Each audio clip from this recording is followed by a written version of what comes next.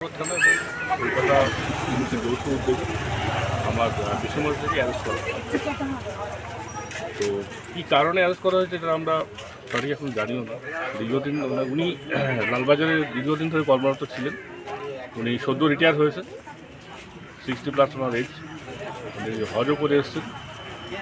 উনি খুবই সৎ এবং খুবই অনেস্ট একজন ব্যক্তি। না, কালকে আমি কিছু জিজ্ঞাসাও করিনি, জানতে পারিনি, তবে একটু শুনেছিলাম যে পাসপোর্ট ম্যাটার। উনি কি করতেন? উনি কলকাতা পুলিশ অফিসার ছিলেন। রিটায়ার্ড হয়ে গেছে? হ্যাঁ, রিটায়ার্ড হয়েছেন। পাসপোর্ট ম্যাটার মানে পাসপোর্ট জালিয়াতির কেসে কোনো গ্রেফতার? আমি এত কিছু শুনিনি। রিটায়ার্ড হয়েছে কবে? রিটায়ার্ড হয়েছে গত অক্টোবরের আগের অক্টোবরে 31 তারিখ। কোন থানায় ছিল? লালবাজারে ছিলেন। লালবাজারেই ছিল। আজকে বাড়ির লোক গেছেন ওনার সাথে দেখা? না না, এখনো যাইনি, আমি যাবো আর কি, রেডি হচ্ছি। আপনি কে হন? আমি ওনার ওয়াইফ। ওয়াইফ হন। মানে এর আগে কোনো রকম কি এসেছিল না কালকে হঠাৎ এসেছে? না, আগে একদিন এসেছিল, কিন্তু আমরা বাড়িতে ছিলাম না। আমরা একটা আত্মীয় বাড়িতে গেছিলাম, 1-2-3 জায়গায় আমরা গেছিলাম, আমরা টাইম মতো ফিরতে পারিনি।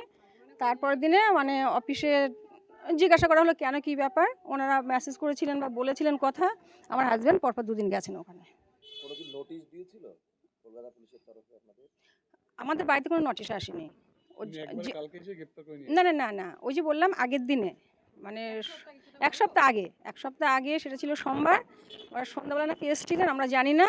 মঙ্গলবারের দিনে উনি যখন ফোনে জানলেন বিষয়টা কি, উনি মঙ্গলবারের অফিসে গেছিলেন, দেখা করতে গেছে? দেখা করেছেন, কথা বলেছেন, ওখানে কথা হয়েছে যে ঠিক আছে আপনি বাড়িতে থাকুন, কোনো অসুবিধা নেই, প্রয়োজন পড়লে আপনাকে ডাকবো, আপনি আসবেন, এটুকু কথা হয়েছে।